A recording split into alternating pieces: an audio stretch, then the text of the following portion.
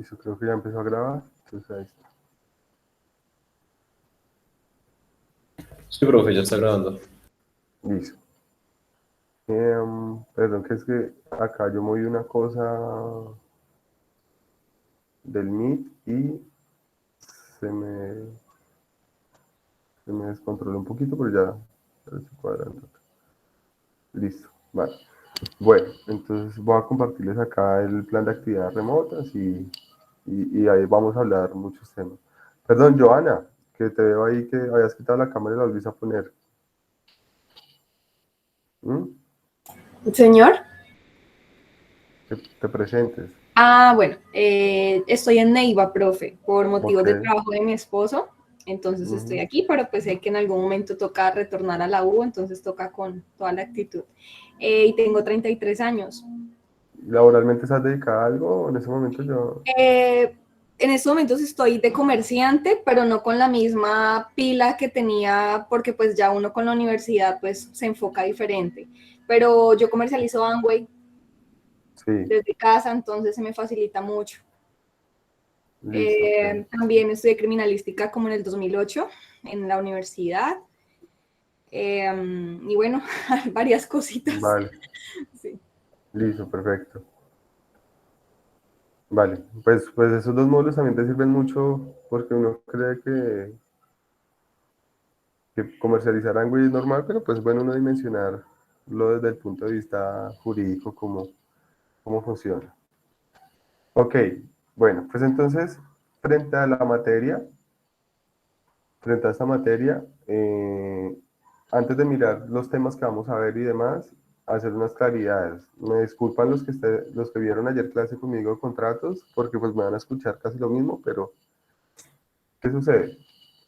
Eh, Temas como de cómo va a funcionar la alternancia. Yo les hice una encuesta y de esa encuesta realmente me han contestado muy pocos. Les agradezco que me contesten. Yo ayer se las volví a enviar y pues la encuesta es para saber quiénes están interesados en asistir de manera presencial.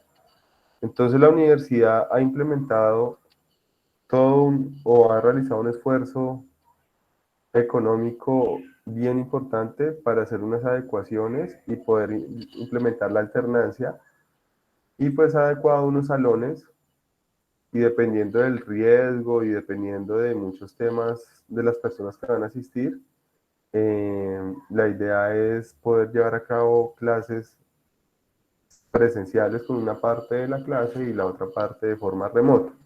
De la encuesta todavía están por responder 13 personas y de los que han respondido, 17 han dicho que están interesados en asistir de manera presencial.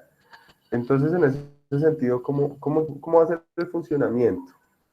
La alternancia la suspendieron hasta para iniciar la semana del 17, o sea que el 19, dentro de 15 días, ya estaríamos en alternancia. El funcionamiento es el siguiente. La universidad adecuó los salones y los salones van a tener unas cámaras, son 3 cámaras que van a estar funcionando, y sale unos software y todo eso, ya nos explicaron cómo se utiliza. Entonces no es lo mismo que acá que solamente tengo esta cámara, sino que va a haber una cámara que va a enfocar todo el tablero y el video bin donde está la presentación. Adicional a eso, va a tener una cámara que enfoca la atril, o sea, tiene una dinámica muy interesante en ese sentido que creo que nos va a ayudar bastante para la dinámica de las clases.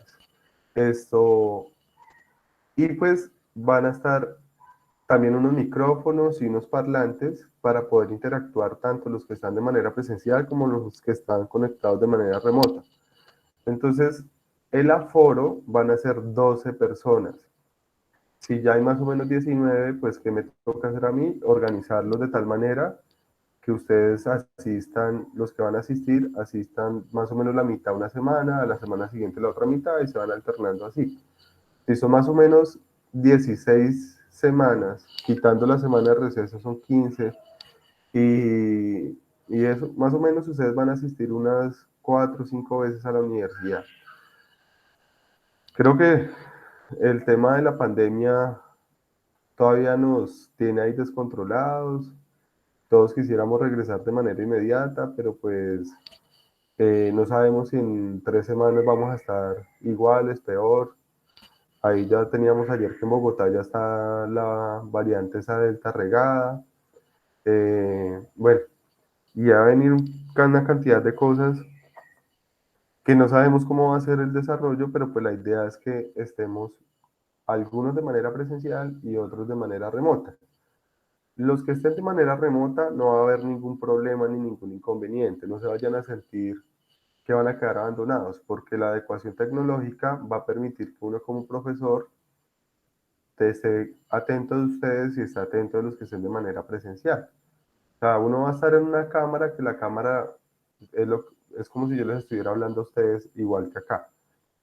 Y ustedes van a poder participar, si ustedes van a hablar en el salón se va a escuchar como si estuvieran ahí sentados en una silla, entonces no va a haber ningún inconveniente. Esto, y pues, ¿cuáles son las recomendaciones para asistir a la alternancia? Eso sí ya se los han enviado a ustedes, pero lo repito. Tienen que cumplir con 4 requisitos, ¿no? Entonces tienen que diligenciar una encuesta donde les caracterizan el riesgo, deben de estar caracterizados con riesgo bajo o medio, tienen que realizar un curso en Moodle de retorno al campus que dura como 2 horas, un curso muy sencillo. Tienen que, lo de la edad se los venía también preguntando porque tienen que diligenciar un consentimiento y si son menores creo que el consentimiento lo tiene que firmar el papá. Entonces, eso se hace solo una vez. Y cada vez que vayan a la universidad, tienen que diligenciar una encuesta de diaria donde dice si usted tiene gripa, si está con dolor de cabeza, lo que sea. Y si usted tiene algún síntoma extraño, no lo van a dejar entrar. Esos controles no los voy a hacer yo, esos controles los van a hacer en portería de la universidad. Se supone que el que ya llega al aula de clase, ya es porque puede estar en el aula. Lógicamente irán los que estén citados. La asistencia es voluntaria. Es decir, que si ustedes dijeron vamos a ir y están organizados para que vayan esta semana y no van, no hay ningún problema, es voluntario en ese evento. Está el riesgo de que pueda haber un contagio en algún momento, si hay algún positivo y están en esta aula, es muy posible que pues todas las clases toque hacer la cuarentena y todo eso y nos vayamos nuevamente para clases 100% remotas. Entonces, pues como llevamos en toda esta pandemia, todo dependemos de cómo evolucione el tema de la pandemia en ese sentido. En lo que tiene que ver con las clases remotas, siempre vamos a estar conectados por Google Meet. Eh, pues en este horario, el link que yo les mandé de conexión es el mismo link que vamos a utilizar desde hoy hasta noviembre que acabemos. Y pues la universidad va a remitirles a ustedes unas indicaciones en torno a lo que es el examen modular para los que presentan examen modular. Los que no, ahorita vamos a hablar del tema de las notas y eso. Y pues la idea es hacer el examen modular de manera presencial.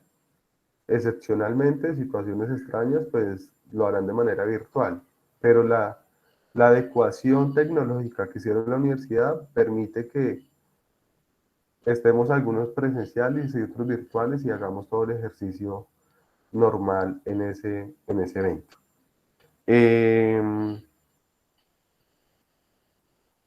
Listo, eso es en cuanto a la alternancia, en cuanto a la forma de la clase. En cuanto a los horarios, yo creo que pues cuando ya estemos en la alternancia, incluso ya podemos iniciar 9 y 10 para mientras nos conectábamos todo. No sé si ustedes vienen de una clase de 6 a 9 o no, o los cojo recién levantados. ¿No? ¿No vienen de clase? Pues, profe, en mi ocasión, yo recién levantado.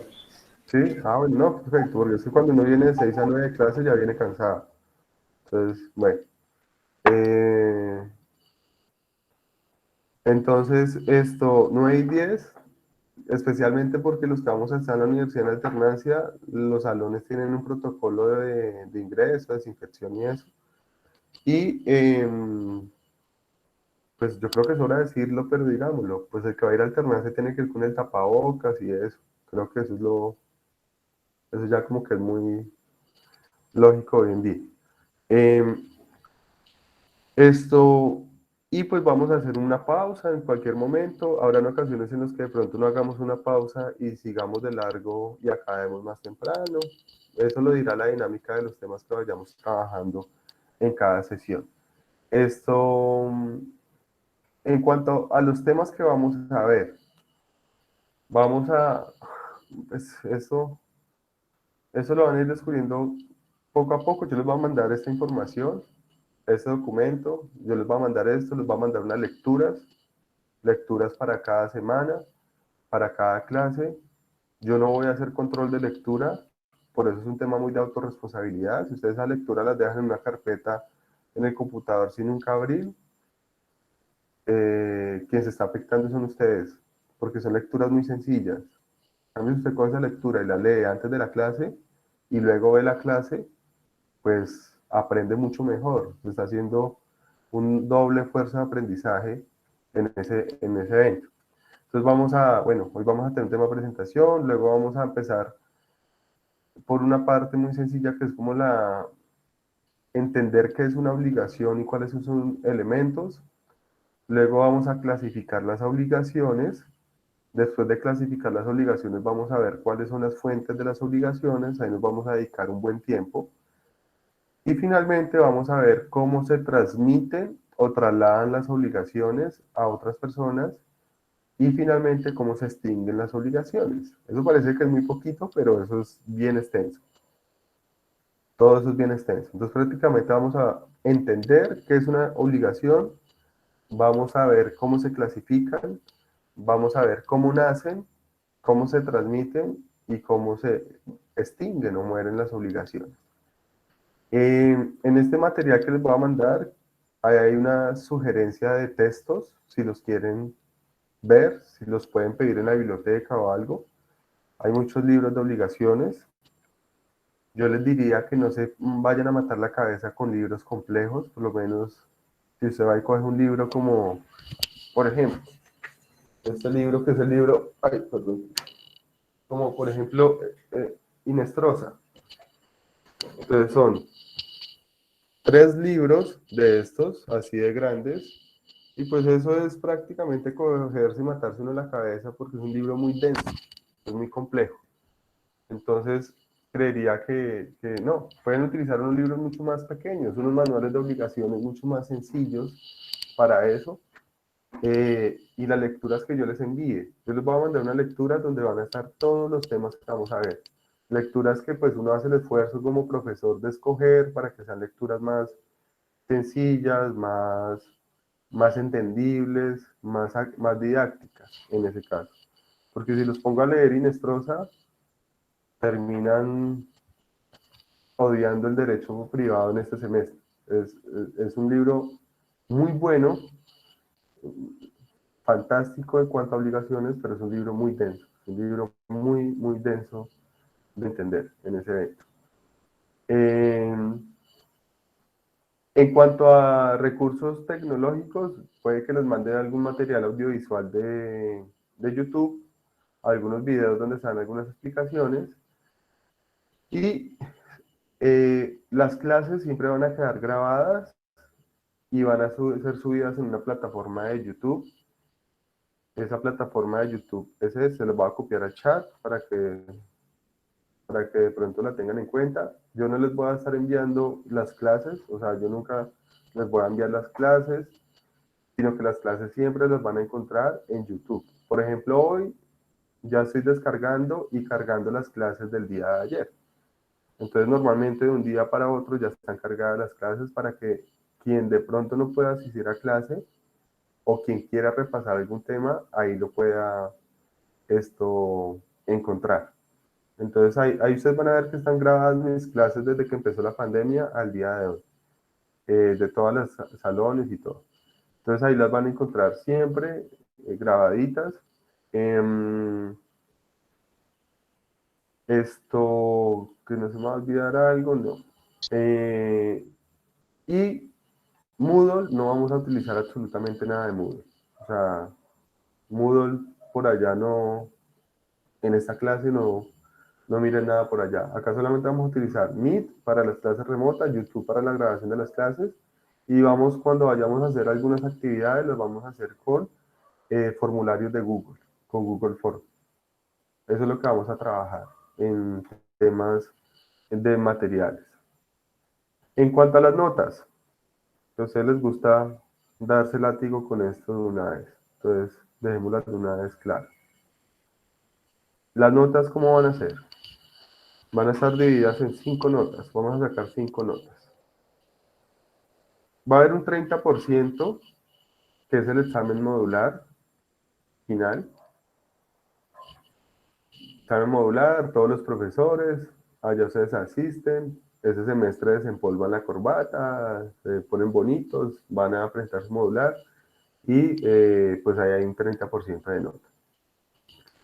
Por eso les digo que si a ustedes les va muy bien, no tienen por qué sacrificar la materia en un modular, porque ese modular solamente son 30%. Y el 70% está en una nota buena, pues ahí les tiene que ir muy bien. Esto... y las otras notas van a estar divididas en 2 exámenes orales y 2 exámenes escritos. Los 2 exámenes orales van a ser virtuales, no van a ser presenciales. ¿Qué quiere decir eso? Que esas 2 fechas que hagamos examen oral, ustedes no van a ir a alternancia los que tengan que ir a la alternancia, porque es que ustedes son muchos, entonces se me facilita más hacerlo de manera oral. Es posible, y pues atendiendo de que no tienen clase antes, esos días que hagamos examen oral, para los que puedan y quieran, arranquemos mucho antes. Entonces yo les diga, yo voy a estar conectado desde las 7 de la mañana, el que se quiera ya conectar al examen se conecta y va saliendo. Porque es que los exámenes orales son bastante extensos y ustedes son 50, entonces ahí se hace complejo. Sin embargo, el examen oral yo lo estoy haciendo de la siguiente manera a través de que entramos en la virtualidad. Y yo les envío, desde ya, les voy a mandar, yo les envío también la presentación, todo desde ya, y les voy a mandar un banco de preguntas. Ese banco de preguntas son más o menos 40 preguntas, y pues sencillo, a medida que van avanzando las clases, ustedes van respondiendo cada pregunta, y ahí va quedando todo. Y en esos exámenes orales son acumulativos, pero en esos exámenes orales, ¿yo qué hago? Yo utilizo una aplicación que me da un número al azar, entonces entra Fernando y yo le doy la aplicación y la aplicación me arroja el número 13. Entonces le digo, Fernando, la pregunta número 13 y le hago esa pregunta. Y luego otra pregunta y tal. ¿Qué busco con eso? Evitar que digan que es que yo les pregunte lo más difícil, lo más fácil, ¿no? Puede que les haga la pregunta más fácil como la más difícil. Yo creería que ninguna es difícil. Entonces, más facilidades para antes. Realmente creo que si son, bueno, reitero, juiciosos, si van haciendo sus respuestas al banco de preguntas, le van complementando y ahí les va quedando. Y les va quedando de una vez un resumen, como tal. Y los otros 2 notas, que son un 15% cada una, son 2 exámenes escritos, que pues lógicamente serán a través de formularios de Google. Entonces son 2 exámenes casuísticos.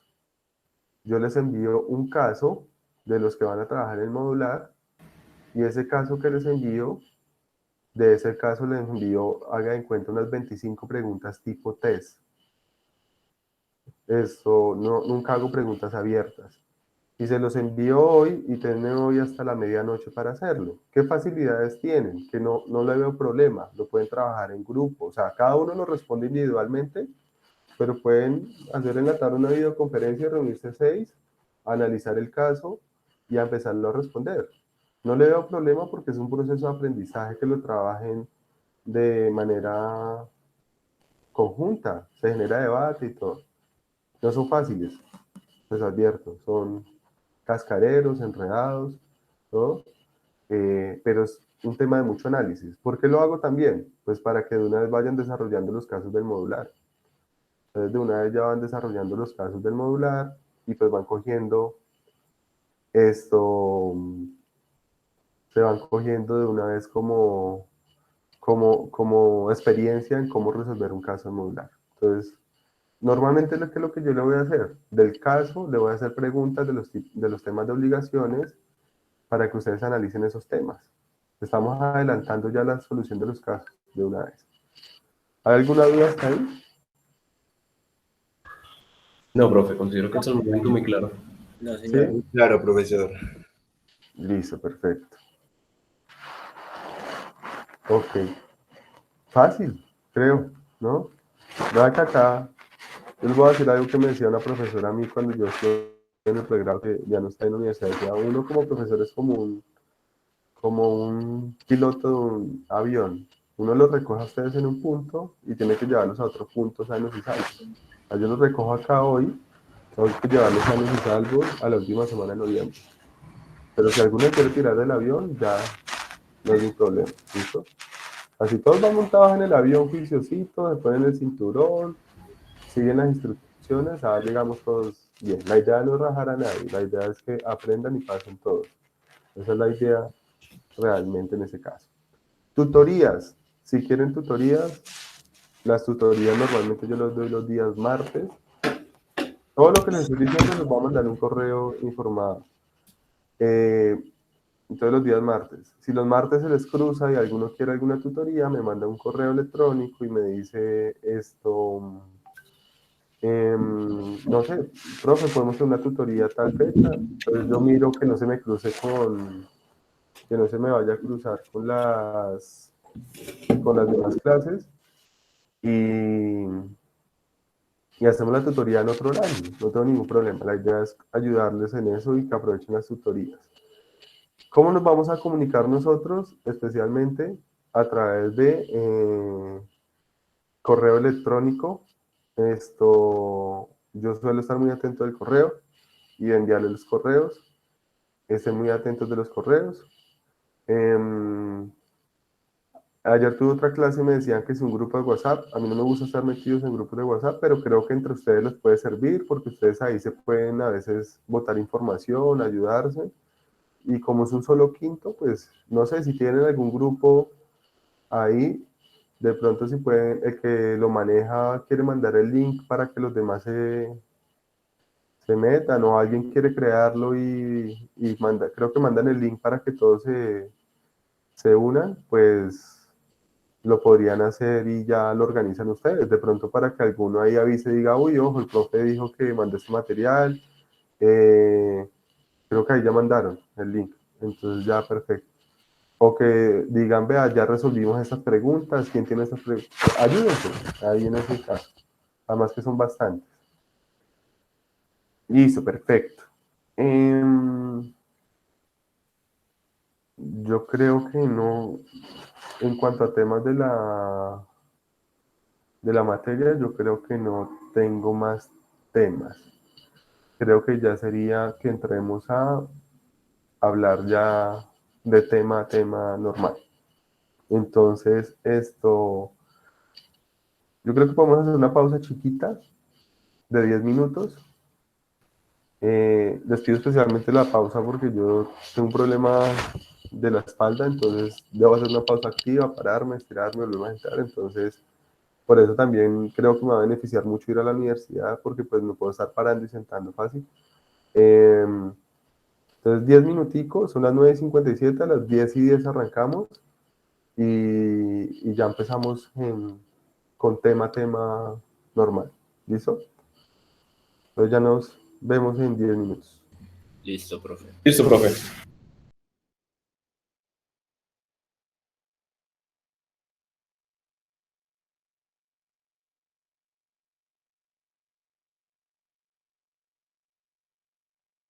Funcionando bien.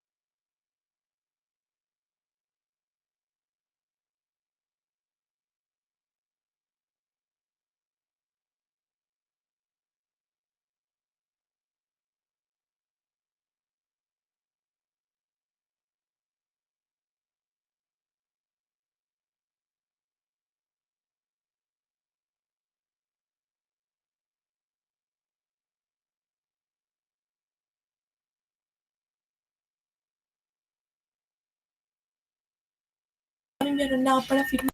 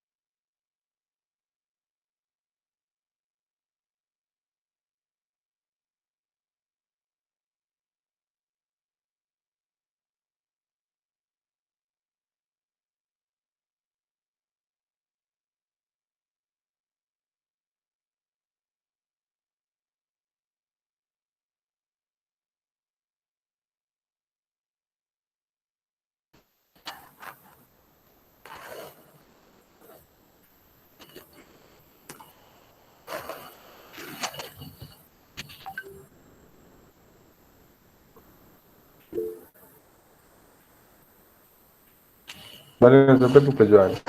Esto, bueno, entonces, ahora sí, a lo que vinimos, que fue hablar de obligaciones. Em, cuando hablamos de obligaciones, antes de entrar a hablar de obligaciones, yo quisiera que habláramos un poquito de derecho privado en general. ¿Y eso para qué?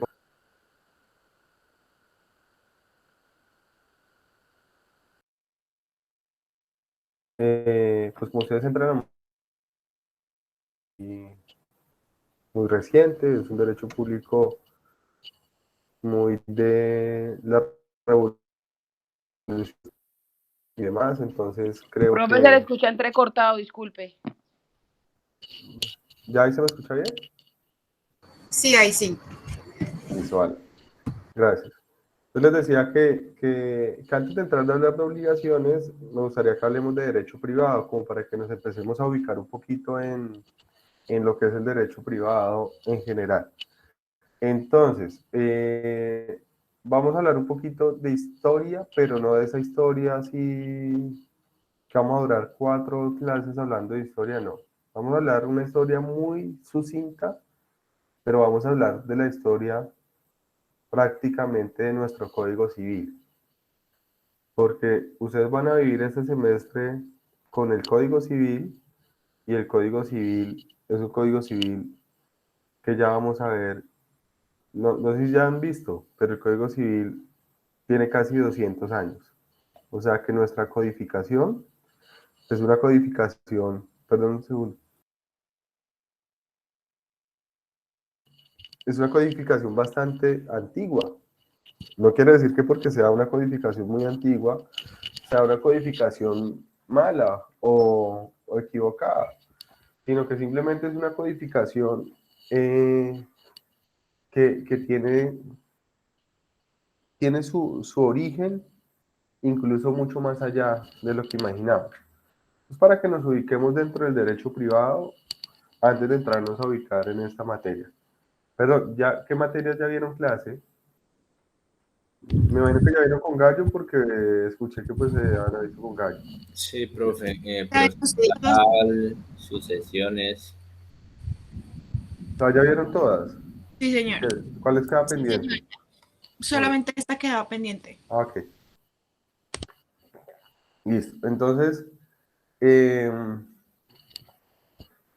si empezamos a mirar de dónde viene nuestro derecho privado, nosotros estamos dentro de una tradición que es la tradición romanística y nosotros descendemos de lo que se llama el derecho continental europeo, el civil law, no el derecho anglosajón ni el common law, que es un cuento diferente. Entonces, si ustedes miran corrientes jurídicas en el mundo, hay muchas corrientes diferentes. Incluso si uno se fuera para la China, en la China el derecho privado está influenciado por el confucianismo, que tiene que ver con pues toda esta filosofía de Confucio y demás. Pero en el caso de nosotros, pues nosotros arrancamos nuestra historia en el derecho privado, en el derecho romano. El derecho romano, prácticamente, pues el imperio romano se da entre el siglo I antes de Cristo al siglo V después de Cristo. Y pues allá ahí tiene relevancia en que durante todo el imperio romano, pues los romanistas fueron muy comerciantes y eso dio mucho desarrollo a las figuras del derecho privado. O sea, la civilización romana fue una civilización que avanzó mucho en sus relaciones negociales y eso implicó que avanzara mucho en las relaciones de derecho privado.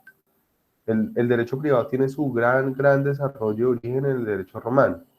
Pues no vamos a hablar acá ni del paterfamilias, ni de los pretores, ni de nada de eso, porque nos interesa hablar del derecho privado en términos generales. Entonces, durante el Imperio Romano se dan prácticamente dos regulaciones, que es el Jus Civilis y el Jus Gentium, donde el Jus Civilis era un derecho más o menos que regulaba a los ciudadanos romanos, mientras el Jus Gentium eh, era un derecho que regulaba a los extranjeros.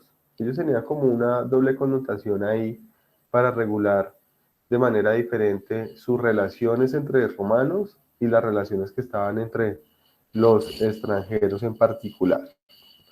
El imperio cae, pero cae más o menos en el siglo V, cuando entra todo lo de la época medieval, el medioevo, pero pese a que el imperio cae, queda algo muy importante y relevante en el derecho privado, que es lo que se conoce como el Corpus Juris Civilis.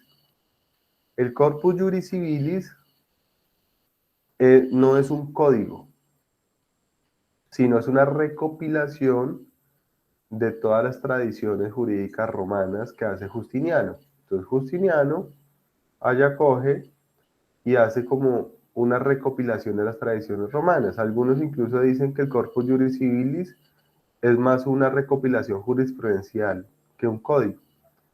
¿Qué pasaba en Roma? En Roma, quien tenía un problema, entonces digamos yo tenía un problema con Marcela y yo me iba donde el pretor y le decía al pretor, vea, es que Marcela me debe una plata y no me la quiere pagar.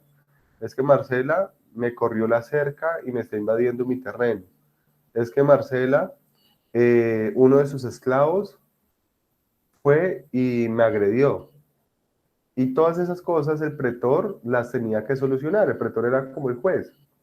Y el pretor solucionaba de manera individualizada los casos. En Roma no había un derecho generalizado en las soluciones. No era como que todo se solucionaba de manera igual, sino que cada caso se analizaba de manera individualizada. Entonces, ¿eso qué quiere decir? Que Justiniano recopila todo eso y hace el Corpus Juris Civilis, donde está recopilado de cómo los romanos solucionaban todas esas situaciones en ese evento. Ejemplo, yo iba donde el pretor y le decía, es que María Camila me vendió un terreno y el terreno tenía unos problemas ocultos. Entonces el pretor desarrollaba cómo iba a solucionar aplicando justicia en ese caso. Ese Corpus Juris Civilis toma mucha relevancia porque durante el derecho intermedio, durante la época medieval, unos señores que se llaman los glosadores y los posglosadores, que son unos juristas, empiezan a estudiar ese Corpus Juris Civilis y empiezan a extraer de ahí todas las figuras que tenemos hoy en día, en ese caso. Ejemplo, una cosa muy sencilla, pues empiezan a ver que hubo un caso donde un señor había dejado un documento diciendo que los bienes se los dejaba a tal persona, no sé qué, ellos dicen, uy, acá hay algo como que tiene que ver con eso, y empiezan a desarrollar la figura del testamento, empiezan a desarrollar la figura de los contratos, todo se empieza a desarrollar y lo empiezan a hacer son los glosadores y los posglosadores durante la época medieval, que es lo que se conoce como el derecho intermedio. Allá sea la escuela natural, allá sea los canonistas son muy importantes en el derecho privado, ellos desarrollan muchas figuras del derecho privado, en el derecho canónico, ahí tiene mucha relevancia Santo Tomás de Aquino para el derecho privado, la escuela de Salamanca, la escuela de Bolonia, que eran universidades antiguas.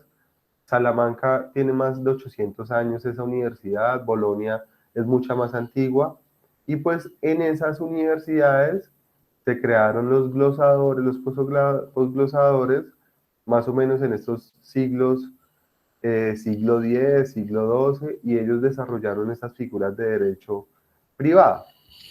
Todo eso, de alguna manera, concluye con la época posterior a la Edad Media, donde se da la época de las codificaciones. Las codificaciones son más recientes. Entonces ustedes empiezan a mirar y las codificaciones vienen como de los siglos XVI para adelante o siglo XV en adelante. Código de Napoleón, Código de Prusia, Código alemán, todos esos tipos de codificaciones se empiezan a crear, pero nutridas de todo un desarrollo histórico y jurídico que hacen los glosadores y posglosadores frente al Corpus Juris Civilis. Recuerden que estoy hablando netamente de derecho privado. El derecho penal, el derecho, eso fue otra historia diferente. Estamos hablando del derecho privado. Paralelamente, hay una connotación para nosotros y qué es lo que pasa en el territorio americano. Pues en el territorio americano, todo parte desde 1492, que es el descubrimiento de América. Eso es odioso decirlo, porque es que todo parte de ahí porque no tenemos historia de lo que había antes, porque pues los colonizadores llegaron y que destruyeron la historia que tenían nuestros aborígenes. Pero pues hay algunos estudios que demuestran que los aborígenes también tenían unos avances jurídicos en materia de derecho privado. O sea, los aborígenes así fueran trueque, pero hacían cosas, solucionaban problemas, todo. Lo que pasa es que la colonización, una de las primeras cosas que hace un colono es llegar y desaparecer lo que hay para borrar la historia de lo que hay y arrancar su propia historia. Entonces, cuando llegan los colonizadores, comienza nuestra historia jurídica en materia de derecho privado como tal. Y la vamos a dividir prácticamente en dos grandes épocas. En una época que va desde el descubrimiento de América hasta que nace nuestro Código Civil, que ya ven ustedes la fecha ahí que es 1873, y de 1873 a la fecha de hoy que ha pasado en ese evento. Si lo miramos de esa manera, cuando se hace el descubrimiento de América, ¿qué legislación nos aplica? Nos traen una legislación que es la legislación de Indias, que es una legislación que tenía el reino español para aplicar en sus colonias. Lógicamente una legislación que beneficiaba al reino español y perjudicaba a las colonias. Luego esa legislación se cambia por la novísima recopilación, que es una nueva legislación que se hace al siglo XVI, y hay unos cambios sustanciales en materia de derecho privado. Esas dos legislaciones se nutrían especialmente de algo que se llamaban las 7 partidas. ¿Qué eran las 7 partidas? Era una legislación española que, como su nombre lo dice, estaba dividido en 7 partes y más o menos 4 de las 7 partes estaban dedicadas al derecho privado. ¿Por qué razón? Ojo, el derecho público es mucho más joven que el derecho privado, porque anteriormente el Estado no tenía ninguna responsabilidad con nadie. Entonces lo que se regulaban eran las relaciones entre particulares especialmente. Y pues esa era la legislación que nos aplicaba a nosotros. Sin embargo, hacia el siglo XVIII, ustedes esto al menos en el colegio lo escucharon, pues viene el grito de independencia, Simón Bolívar, Francisco de Paula Santander y demás. Y pues la independencia también tiene una connotación muy importante en lo que tiene que ver con nuestro derecho privado. Entonces, dado el grito de independencia, una de las consecuencias de la independencia es decir, pues vamos a implementar nuestras propias codificaciones, no vamos a seguir aplicando la regulación legal que nos imponía el reino español, sino vamos a aplicar nuestra regulación legal. Entonces se empiezan a crear y a conformar unas comisiones redactoras de códigos. Entonces una serie de expertos, intelectuales, juristas, dedicados a redactar nuevas codificaciones para nosotros. Sin embargo, la Gran Colombia se empieza a fraccionar, también empiezan a haber problemas entre estos próceres de la patria y demás, y eso impacta porque esas codificaciones pues se ven afectadas y no logran tener el desarrollo que se esperaba con ellas, en ese caso. Eso hace que haya o se dé como una especie de retraso en ese proceso de codificación que teníamos y que se venía avanzando en particular. Acá hay un tema, un antecedente muy importante que hay que tener también en cuenta, y es los modelos de Estado que teníamos para esos momentos.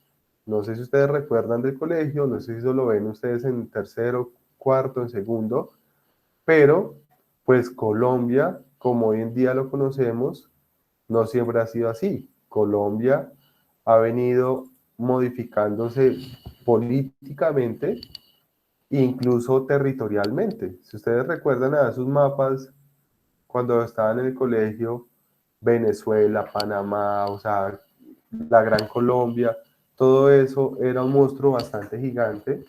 Entonces, ese proceso, después de la independencia de Colombia, y todo ese impacto que se da en torno a avanzar en una nueva Colombia, en una nueva patria, afecta un poco lo que tiene que ver con los procesos de codificación que veníamos trabajando. Sin embargo, para ese tiempo, nosotros éramos un modelo de Estado bastante particular, y es porque para ese tiempo nosotros teníamos un modelo de Estado. ¿De qué tipo? Nosotros teníamos un Estado federado, compuesto por diferentes estados, que era el Estado de Cundinamarca, el Estado de Antioquia, el Estado de Bolívar, el Estado de Boyacá, el Estado de Cauca, Magdalena, de Panamá, de Santander. Lo que hoy se entienden como departamentos, en ese momento eran estados. Un modelo político muy similar como el que tiene hoy en día Estados Unidos, España, creo que México también. Ese era el modelo de Estado que teníamos en ese momento. Entonces, para ese momento, como tal, en 1858, el Estado de Santander adopta un código civil. O sea, lo que hoy entendemos como Santander, Norte de Santander, era un Estado independiente y adopta un código civil, y ese código civil pues tiene una historia también paralela, porque ese código civil que se adopta por el Estado de Santander es una copia del Código Civil chileno, que era el Código Civil que en Chile venía adelantando Andrés Bello. ¿Qué sucede? Ahí también hay que devolvernos un poco. En 1858, el Estado de Santander adopta ese código, pero Andrés Bello venía trabajando ese código más o menos desde antes, más o menos como de 1830, 1840 atrás. Es decir, que si nos damos cuenta, se está adoptando un código que venía gestándose desde muchos años atrás. Andrés Bello no es chileno, Andrés Bello es venezolano, es jurista, es más bien humanista también, como un literato, y es de uno de los grandes codificadores en Latinoamérica. En Latinoamérica hay tres grandes codificadores: Andrés Bello, Teixeira de Freitas, que es el codificador brasilero, y Damasio Vélez Arfiel, que es el codificador argentino. Y esos tres códigos que crearon esos tres señores son los que permearon toda Latinoamérica. Panamá es una copia de Colombia, Colombia es una copia de Chile, Perú es una copia de Chile, Argentina creó uno, algunos se copiaron de Argentina. Esas tres grandes codificaciones son las que priman en ese caso. Entonces, en Chile, Andrés Bello trabaja con su Código Civil, la concluye hacia el año 52, y en el año 55 se da el Código Civil chileno. En el año 55, 1855, y en 1858, Santander, o el Estado de Santander, dice, cojámoslo para acá. Posterior a eso, y posterior a que el Estado de Santander adoptara ese código, más o menos hacia 1873, Manuel Murillo Toro, como presidente en ese momento de Estados Unidos de Colombia, adopta el Código Civil de manera unánime para toda la Unión.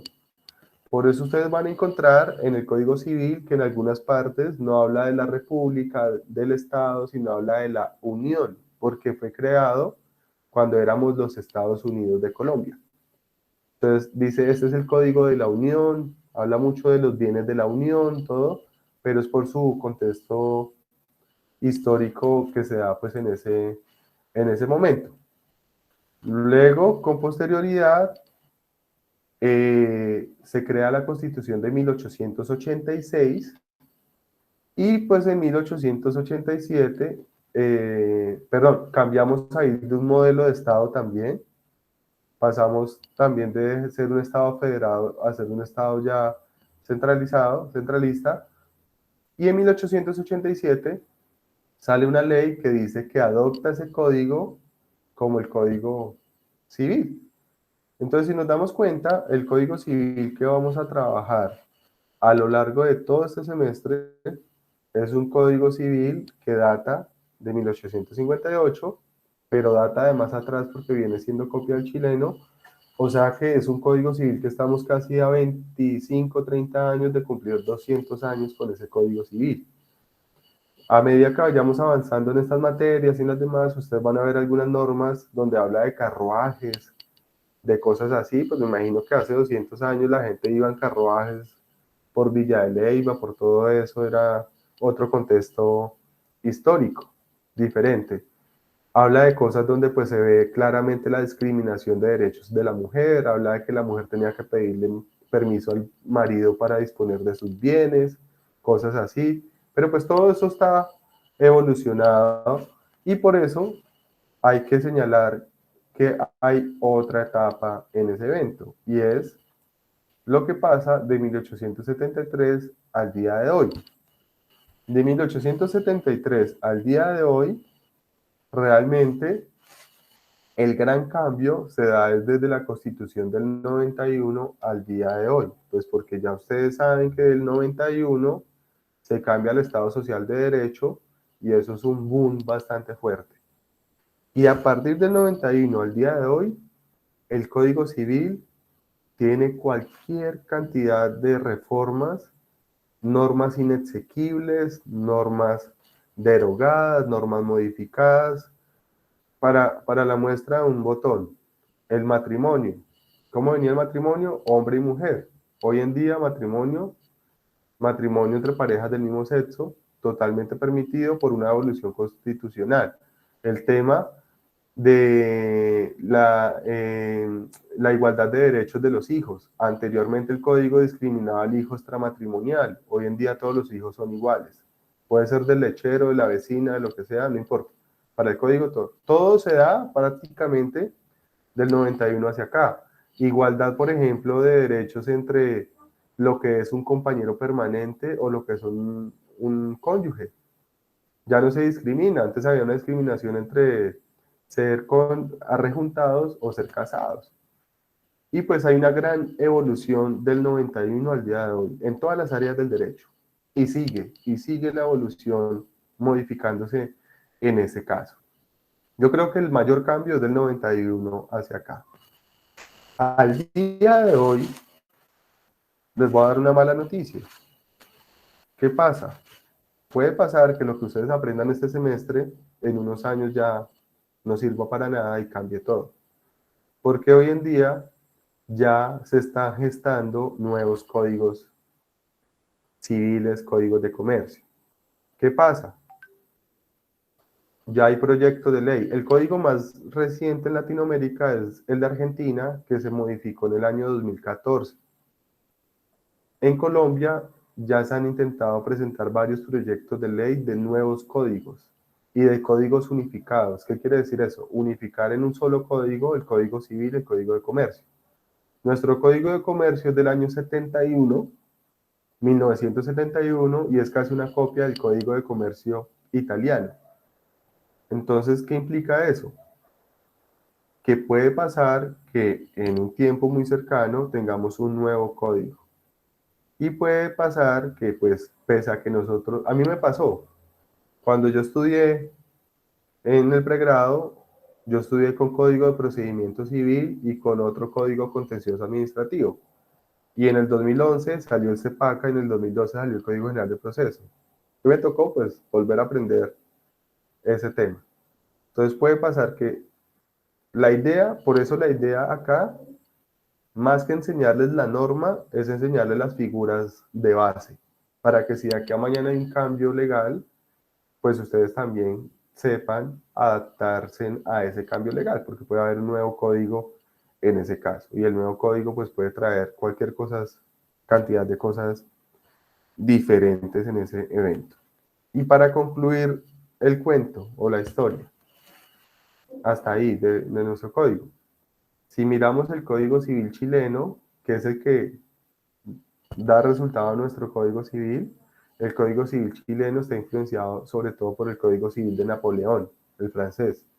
Y el Código Civil de Napoleón está influenciado por el Corpus Juris Civilis. ¿Qué quiere decir eso?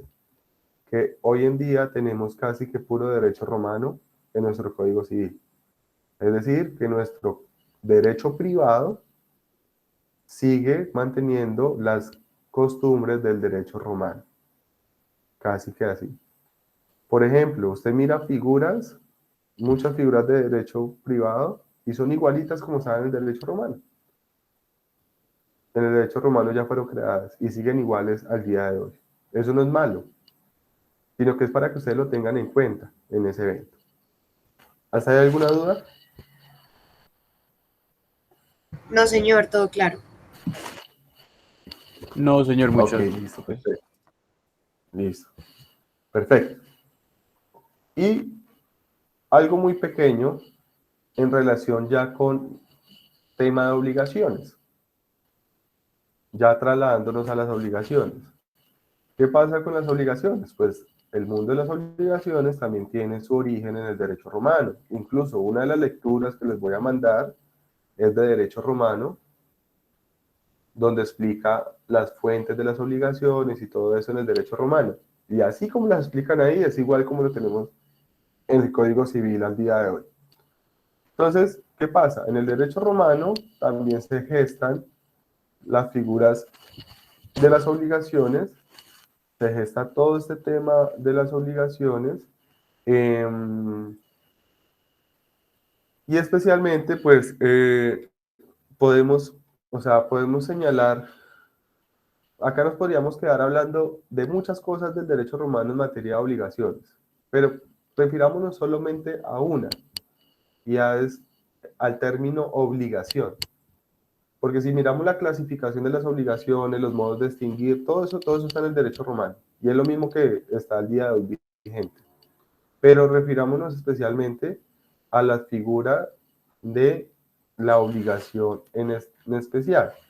Entonces, si vamos y miramos la figura de la obligación o la obligatio, como estaba creada en el derecho romano, pues viene del latinajo obligatio, que deriva de obligare, y que como tal significa o está relacionado con,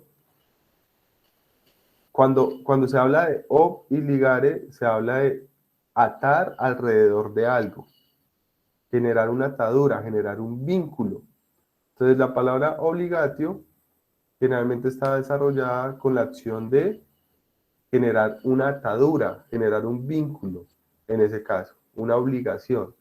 Por eso es que no está mal cuando ustedes le dicen que usted se amarró. Normalmente cuando utilizan la expresión de que usted se amarró, cuando se casa, ¿no? Entonces cuando usted se casa dicen, uy, se amarró. ¿Qué pasó? Adquirió una obligación, adquirió un vínculo, adquirió una atadura, adquirió un compromiso que debe cumplir. Ese es el desarrollo que se da en el derecho romano en cuanto al manejo de lo que es la obligación, sino que simplemente es, dentro de ese contexto jurídico, implicaba la posibilidad de que se generara la posibilidad de exigir algo. Ojo, esa es la razón de ser de la obligación. ¿Por qué razón? Porque cuando hay una atadura, hay un vínculo, yo puedo exigir. Perdónenme que voy a poner ejemplos de pronto muy ridículos o algo, pero es lo mismo. Si usted no es mi pareja y tenemos una relación amorosa, ¿usted me puede exigir a mí algo o no? No. Pero si somos ya pareja, sí me puede exigir porque se genera el vínculo, la atadura en ese caso. Es exactamente lo mismo acá. Entonces acá el derecho romano empieza a analizar eso y dice, hay situaciones donde se genera una obligatio. Y cuando hay obligatio, hay el deber de cumplir. Y como hay el deber de cumplir, se puede exigir el cumplimiento. Y ese es el desarrollo de lo que es una obligación en el derecho romano, porque habían otras cosas donde no se podía exigir el cumplimiento, como les digo, como hoy en día.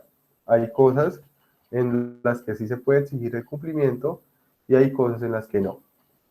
Ese desarrollo de la obligación en el derecho romano es tan grande que incluso le permitía al acreedor exigir por medio de la fuerza al deudor que le cumpliera. ¿Qué pasa en el derecho romano?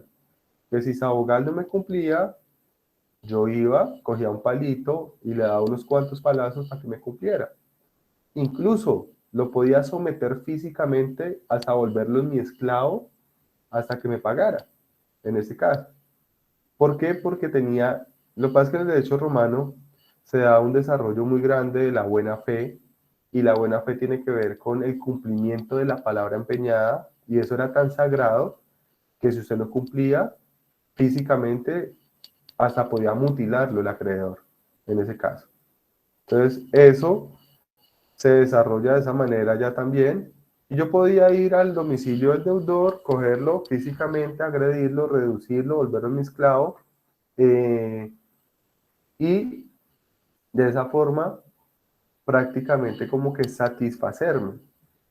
Algunos de ustedes dirían hoy, uy, chévere, más de uno no ha visto por ahí a alguien que le quedó viendo 100.000 pesos y le dan unos ganas de ir y cogerlo a garrotazos, pero no se puede, por obvias razones.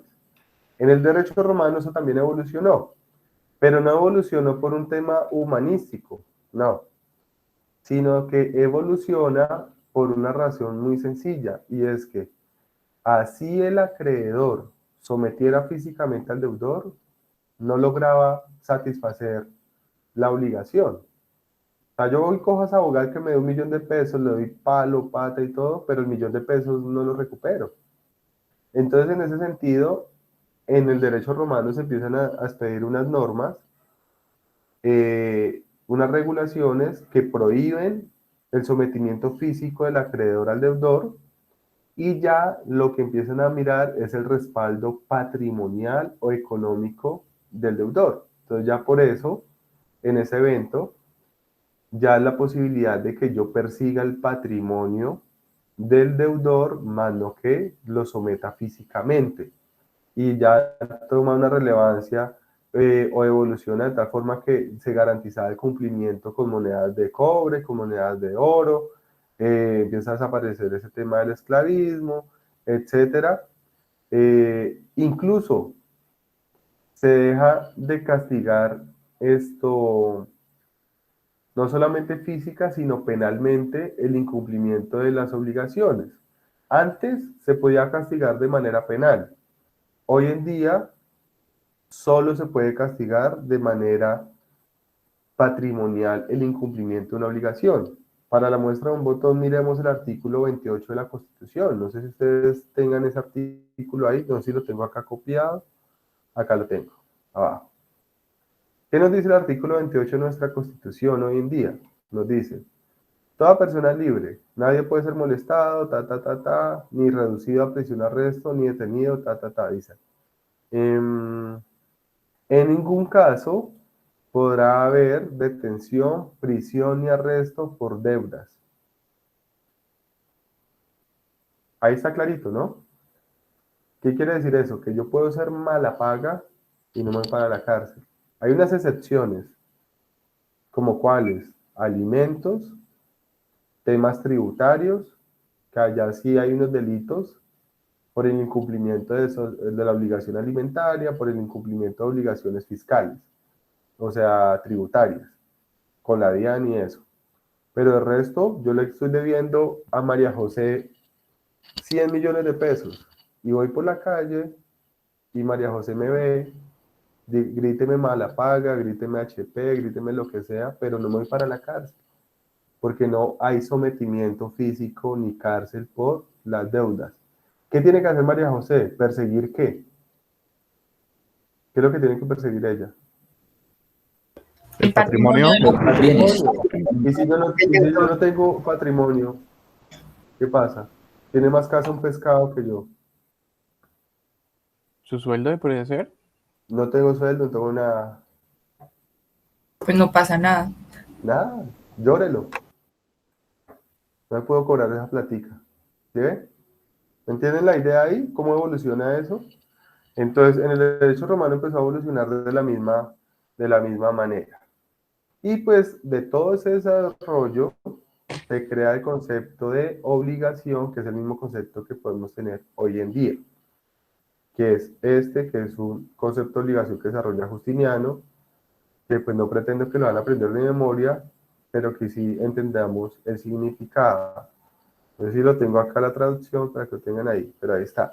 Entonces dice, obligatio de juris vinculum con necessitate a stringimur aliquis solvendae rei secundum nostrae civitatis iura. ¿Qué significa? La obligación es un vínculo jurídico que nos constriñe. Cuando dice que nos constriñe, ¿qué quiere decir eso? Que nos pueden exigir coercitivamente el cumplimiento en la necesidad de pagar a otro una cosa, según el derecho de nuestra ciudad. ¿Qué quiere decir eso? Que hoy en día la obligación implica un vínculo jurídico mediante el cual una persona le puede exigir a otra de manera coercitiva. Cuando digo coercitiva me refiero a que a través del aparato jurisdiccional, en ese caso, y le puede exigir a través del aparato jurisdiccional a alguien que le cumpla con la obligación, según el derecho de la ciudad, pues dependiendo de nuestro ordenamiento jurídico. Entonces, en ese sentido, el concepto de obligación es un concepto que lo podemos manejar de esta forma. Si ustedes van y miran en los libros, en todo lado, van a encontrar cientos de conceptos de lo que es una obligación. No, reitero, no pretendo que se aprendan esto de memoria, quiero que lo entiendan. Me interesa es que entiendan el fenómeno. Entonces, ¿qué nos dice? ¿Qué podríamos hablar hoy? Podríamos decir que la obligación es una relación o un vínculo jurídico en la cual una persona que se llama acreedor le puede exigir a otra llamada deudor que realice una conducta llamada prestación. Tranquilo que esto lo vamos a desbaratar y lo vamos a explicar parte por parte. Por eso necesito que más que nos aprendamos esto de memoria, entendamos qué significa cada uno de los componentes que están ahí, sobre todo los componentes que están resaltados. Entonces, la obligación es un vínculo jurídico que permite que una persona le exija a otra que cumpla con algo. Si lo queremos decir de una forma más jurídica, como está acá, es un vínculo jurídico que le permite a un acreedor exigirle a un deudor el cumplimiento de una prestación. Eso es lo que se conoce como una obligación, en ese caso. Eso es lo que tenemos como una obligación. ¿Y qué vamos a hacer? Pues vamos a desbaratar ese concepto de obligación para poderlo entender. Este semestre y en esa materia nos vamos a dedicar prácticamente todo el semestre a entender esos elementos que tenemos ahí. Vínculo jurídico, acreedor, deudor y prestación. Que nosotros pensaríamos que ya lo entendemos, pero nos vamos a dar cuenta que no los entendemos muy, pero muy fácil que digamos en ese caso. Entonces, ¿cuáles son los elementos de una obligación? Vamos a desbaratar la obligación. ¿Cuáles son los elementos en ese caso? Primero, elemento subjetivo. El elemento subjetivo hace referencia a los extremos que se encuentran dentro de la obligación, que se conocen como acreedor y deudor. Ya lo vamos a explicar cada uno. Pero nos van a nombrar los tres y vamos a desarrollar uno por uno. Entonces, el elemento subjetivo de la obligación hace referencia a los sujetos que hacen parte de la obligación. Por eso en el concepto hablábamos de un acreedor, un deudor y estábamos resaltándolos. Entonces, el elemento subjetivo hace referencia a los sujetos. El elemento objetivo hace referencia a la prestación. Ya lo vamos a desarrollar más adelante, tranquilos. A la prestación. Y el elemento jurídico hace referencia al vínculo jurídico que nace en la obligación. Eso que nos amarra, esa atadura. Tranquilos que vamos a desarrollar uno a uno. No se preocupen. Hoy vamos a arrancar simplemente por el elemento subjetivo. Y vamos a ir desarrollándolos todo el semestre. Profesor, subjetivo, objetivo y jurídico. Sí. Ajá. Entonces, el subjetivo, los sujetos que hacen parte de la obligación, acreedor y deudor, El objetivo es la prestación y el jurídico es el vínculo iuris o el vínculo jurídico. Tranquilo, ya vamos a ir uno a uno entendiéndolos en particular. Arranquemos por el que pensaríamos que es el más sencillo, ¿cierto? Y ahí vamos a empezar a romper algunos mitos que en la práctica se nos han creado en el lenguaje común. Una recomendación, ojo, en este módulo somos muy cansones los profesores con el lenguaje jurídico. Entonces tengan mucho cuidado con eso. Entonces acá, por ejemplo, la doctora Lola, usted no le habla a la doctora Lola ni del muerto, ni del man, ni nada, sino allá en sus sesiones se llama el causante. Allá se habla de los causavientes, ya van a entender, el causante es el muerto, pero en sus sesiones se le llama causante. Cosas así. Por ejemplo, en materia de familia, yo no sé por qué la gente se acostumbró a decir cónyuge y es cónyuge. No se dice cónyuge, sino cónyuge. Y por eso se las montan. Y hay cualquier cantidad de cosas que deben tener cuidado en el lenguaje en eso. Una cosa, voy a decir una bobada, pero pues ustedes no ven que un médico diga, uy, ahí viene un señor con una pata de palo y con un ojo de vidrio. No, el médico dice, ahí viene un señor con un implante, con una prótesis, ¿cierto? Porque es el lenguaje adecuado. Es lo mismo acá. Acá vamos a utilizar un lenguaje adecuado, que es el lenguaje jurídico, que se maneja acá, en ese caso. Ok, entonces, elemento subjetivo. Voy a explicar el elemento subjetivo. Vamos a hacer unos ejercicios muy sencillos.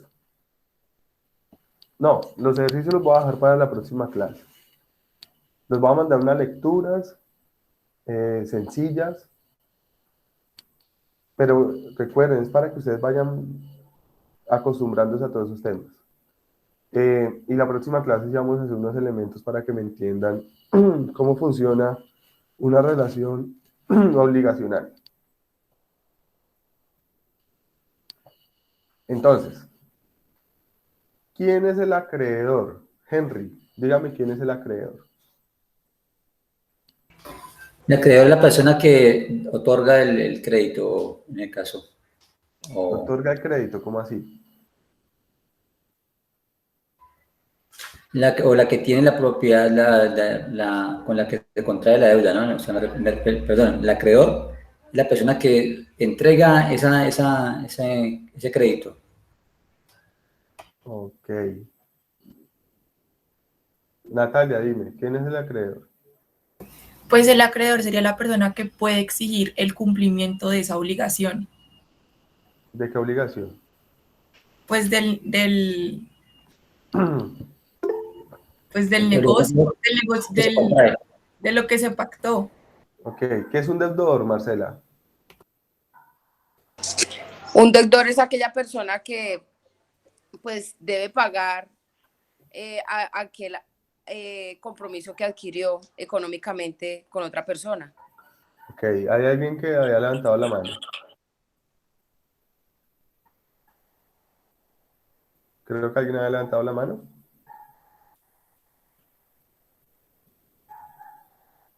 Qué pena que alguien levantó la mano, pero no le di la palabra. Ah, ok, listo, vale, no hay problema, Alejandro. Ok, listo. ¿Qué es un crédito, María Camila?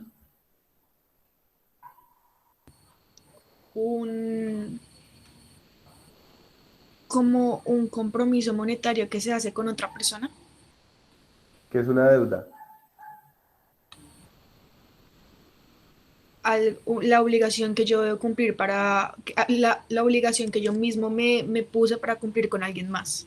Ok, listo, perfecto. No hay ningún problema, no se preocupen que no es por escucharlo y nada, sino que quiero sondear algo. Vamos a precisar varias cosas en ese caso. Entonces, lo primero, ojo, el mundo de las obligaciones no gira en torno al dinero. Ojo, porque nosotros estamos acostumbrados que cuando escuchamos acreedor, deudor, deuda, crédito, inmediatamente nos vamos a pensar en signo peso, ¿cierto? Inmediatamente, cuando yo escucho acreedor, me imagino que es el que puede cobrar una plata, un dinero, o al que toca pagarle un dinero, ¿cierto? Y cuando hablamos de deudor, inmediatamente pensamos en el que debe una suma de dinero.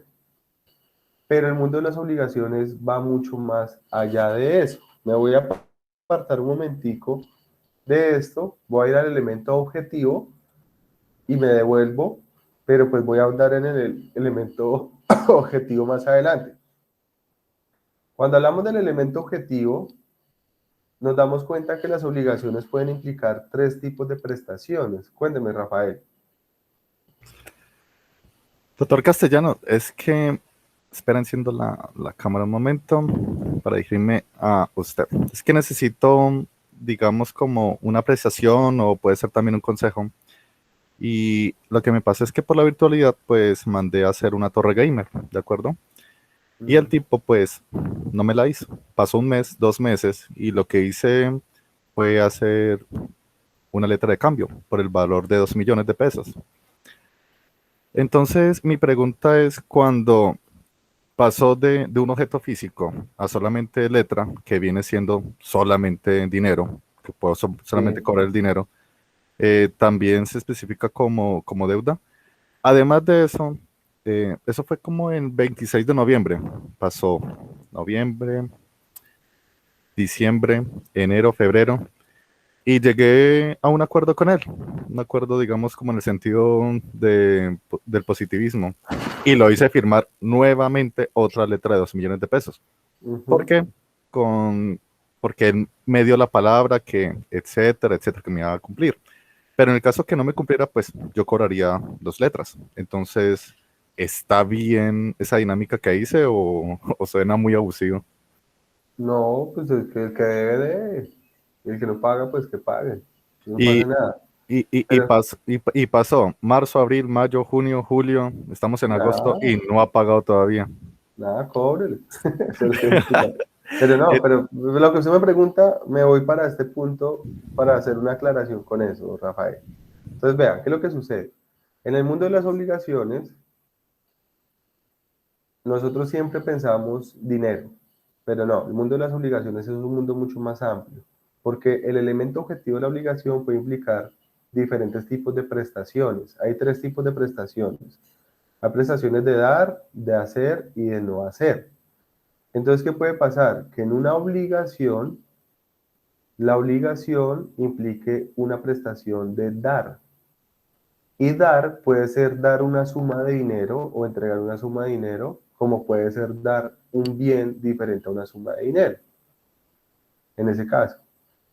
Por ejemplo, si yo le vendo a, no sé, si yo le vendo a Natalia mis gafas, la obligación que yo tengo es una obligación de dar, de entregarle esto, y la obligación que tiene Natalia es una obligación de darme una suma de dinero, ¿cierto? Pero ¿qué puede pasar?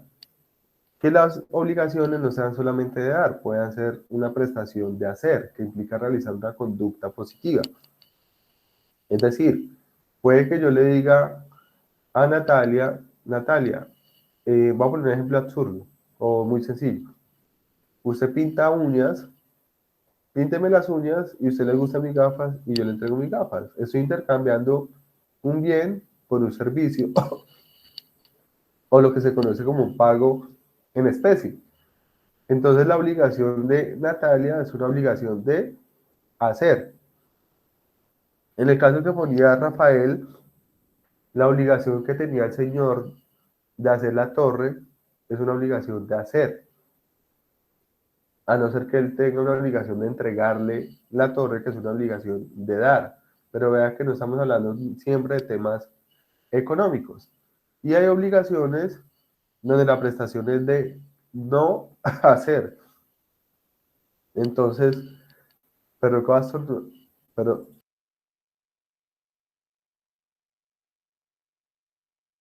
estaba evitando estornudar hace rato, pero ya. Entonces, la obligación de no hacer puede implicar no llevar a cabo una conducta. Puede que yo me obligue a no revelar un secreto. Una obligación de confidencialidad, una obligación de exclusividad. Me obligo a los deportistas. Me obligo a utilizar solamente una marca y a no utilizar otro tipo de marcas en ropa. Una obligación de no hacer. Entonces, a lo que voy es que no solamente gira en torno el dinero en ese caso. A esto voy a volver más adelante, no se preocupen, que esto es mucho más amplio de lo que acabamos de hablar. Pero volvemos al acreedor y deudor. Entonces, en ese sentido, redondeemos la idea. ¿Quién es el acreedor? El acreedor es el que puede exigir el cumplimiento de la obligación,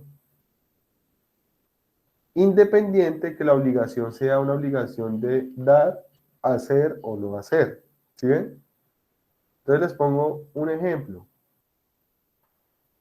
Si yo tomo una buceta, yo soy el acreedor y el deudor es el señor de la buceta, pero soy acreedor ¿de qué? De la obligación de transportarme. Vea que no es una obligación económica en ese sentido.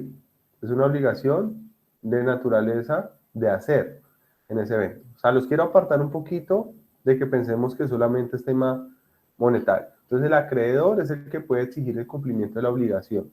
Por eso ya no tenemos que hablar que el acreedor es el que puede cobrar el dinero, al que hay que pagarle, no. El que puede exigir el cumplimiento de la obligación. Y pues la obligación puede ser de muchas formas. Y el deudor es el que tiene el deber de cumplir con la obligación, que no es una obligación económica siempre. Si yo le pago a María Camila para que me pinte el apartamento, ella es la deudora, yo soy el acreedor. ¿Y cuál es la obligación que ella tiene? Una obligación de hacer, de pintar. ¿Bien? Entonces ella es deudora, por eso no nos vamos solamente al mundo económico en ese sentido. Por ejemplo, en materia de sucesiones, los herederos son acreedores de la sucesión. ¿Bien? Esa relación acreedor-deudor se da en todos los ámbitos. Les pongo un ejemplo muy sencillo. El Estado es acreedor, yo soy deudor ¿de qué? Temas de infracciones de tránsito, pico y placa. Hoy yo tengo pico y placa los jueves. ¿Qué quiere decir eso? Que yo soy deudor porque tengo una obligación de no hacer, que implica no conducir mi vehículo en cierto horario. ¿Quién es el acreedor? El Estado, la administración municipal, que me puede exigir el cumplimiento de esa obligación. Entonces, las relaciones de acreedor y deudor se dan en muchos ámbitos. Y cuando estamos desde el acreedor, ¿cómo se llama la obligación desde la perspectiva del acreedor? Cuando el acreedor tiene una obligación a su favor, eso se llama un crédito, en ese caso. Es decir, que cuando hay una obligación, el acreedor tiene un crédito y el deudor tiene una ¿qué? Una obligación. No, ¿Deuda? Profe, una me deuda, perdí, no le una entendí ahí. deuda, una deuda, ¿Deuda? ¿cierto? Sí, sí. Entonces, Perdí, el no le acreedor entendí. tiene un crédito y el deudor tiene una deuda. O sea, la obligación para el acreedor se llama crédito y la obligación para el deudor se llama deuda, en ese caso. Y ahí hay una imprecisión entonces, Henry que trabaja en tema de créditos. ¿Por qué razón? Démonos cuenta en el lenguaje. Cuando uno va a un banco a que le presten una platica, uno que es lo que dice, uy, adquirí un ¿qué? Crédito. Un crédito. Usted no adquirió un crédito, se adquirió fue una deuda. El que adquirió el crédito, ¿quién fue? El banco, que es el acreedor, en ese caso. O sea, jurídicamente el banco fue el que adquirió el crédito, una obligación a su favor, y el deudor adquirió una deuda. Yo digo, no, es que voy a tomar un crédito con el banco. No, se está cogiendo una deuda. Es el lenguaje común, pero en el lenguaje jurídico, el crédito es a favor del acreedor. Entonces, por ejemplo, si yo tengo derecho a exigirle a Marcela que me transporte de un lugar a otro, yo tengo ese crédito, ese es mi crédito. Y ella tiene esa deuda de esa prestación de transportarme, en ese caso. ¿Me hago entender?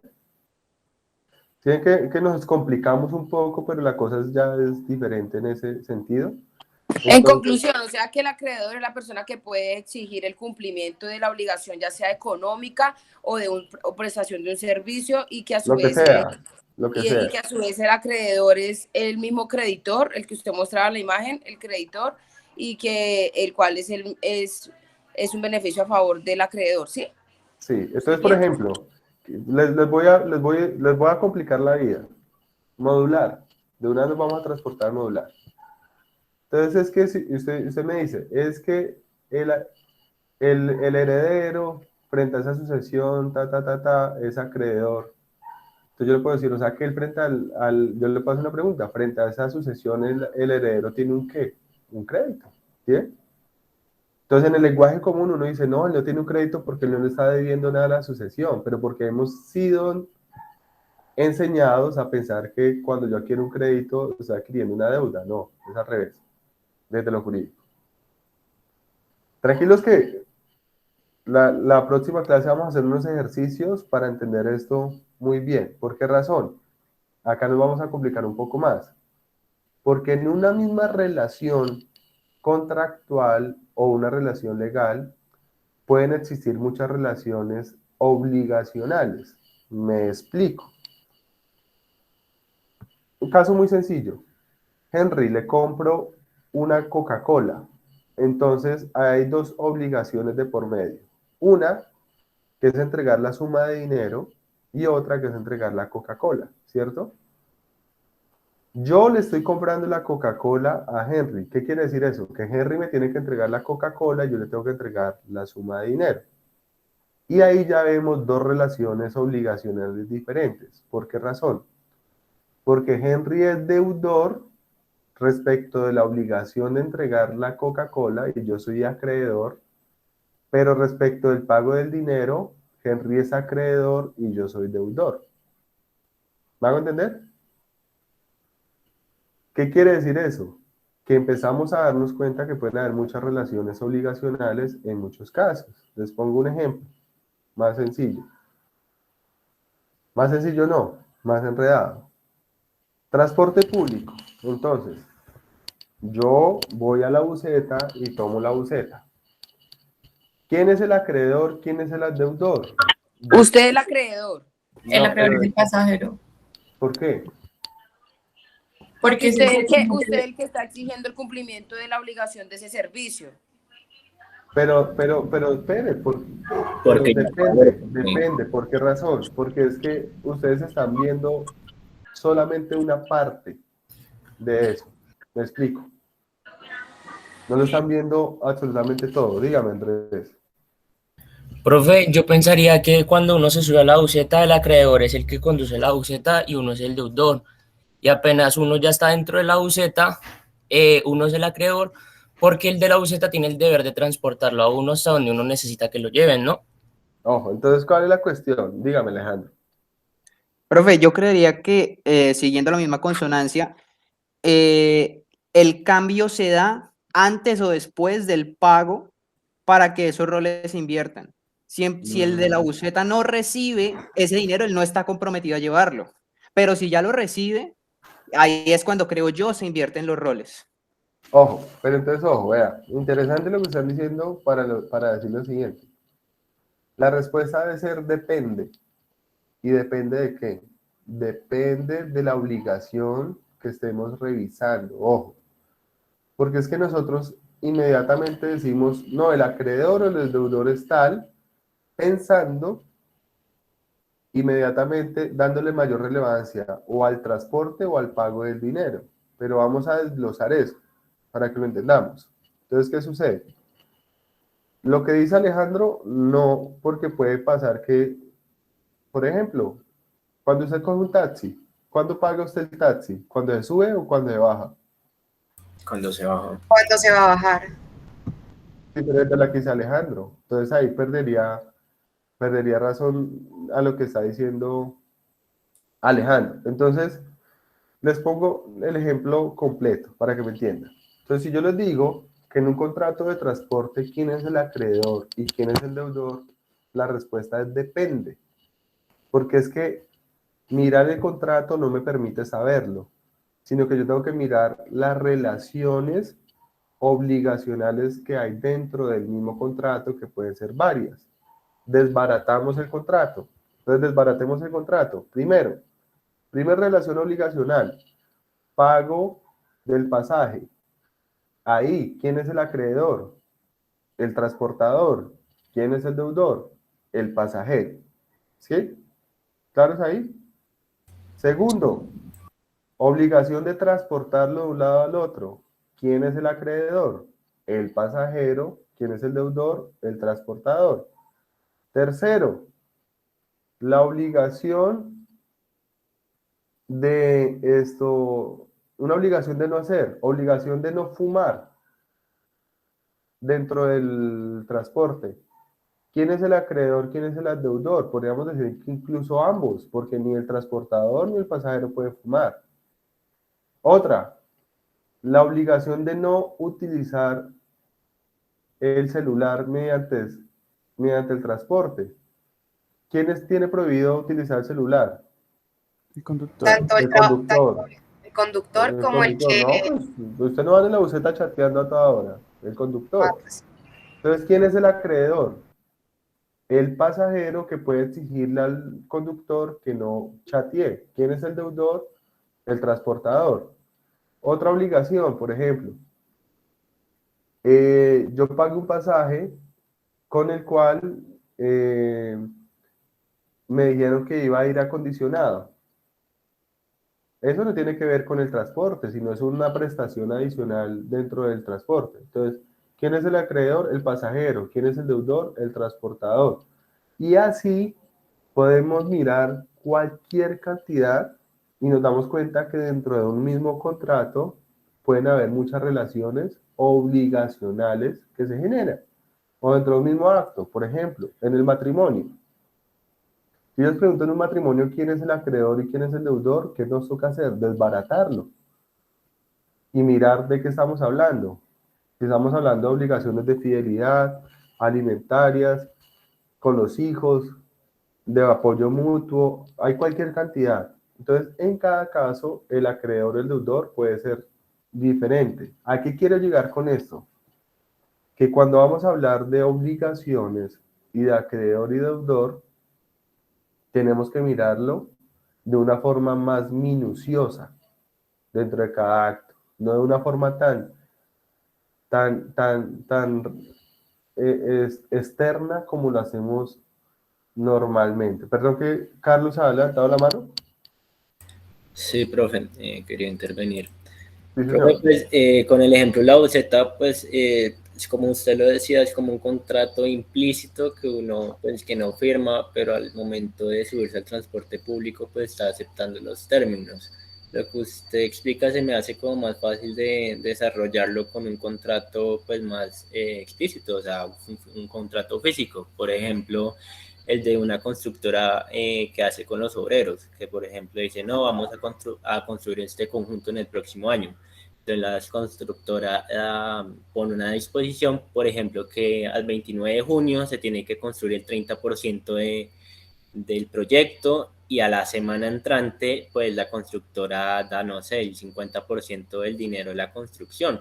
Entonces genera obligaciones por cada parte, que ahí uno se tiene que enfocar y ver quién es el acreedor y quién es el deudor frente a cada obligación. No. Y ahí les voy a hacer una aclaración, una vez. Ojo. Acuérdense que vamos a romper muchos mitos, Carlos. Y es porque usted le está dando relevancia a los contratos por escrito, como menospreciando los que no están por escrito. Y eso vamos a ver mucho más adelante cuando veamos las fuentes de las obligaciones y hablemos del contrato como fuente de obligación, que los contratos son más los consensuales que no constan por escrito que los que están por escrito. Eso tiene un desarrollo bastante grande. Ténganme ahí un poquito de calma, pero en ese sentido. ¿Cuántos de ustedes han firmado un contrato de transporte? Con los taxistas, nunca. Pero siempre hay contrato y siempre hay obligaciones. No, entonces, si el bus se vuelca y hay un accidente, uno diría, no, es que no hay un contrato por escrito, no vale, no. Eso lo vamos a desarrollar más adelante, en ese caso. Entonces, no quiere decir que porque esté por escrito, estén más claras las obligaciones a que estuviera de manera verbal. Tranquilos que, acuérdense, todo esto lo tenemos que desbaratar para poderlo entender como tal. Haga de cuenta que cogimos el grillo y lo vamos a desbaratar para ver dónde está el pito del grillo. Entonces acá estamos haciendo lo mismo, estamos desbaratando la obligación para entender todo esto y luego vamos a desbaratar también el contrato, en ese caso, en ese ahí. Pero es importante lo que ustedes y la apreciación que hace Carlos, por eso mismo, para hacerles la aclaración de que vamos a romper muchos mitos en torno a cómo funciona ese tema de los contratos y las obligaciones en ese caso. Por ahora, vamos suave.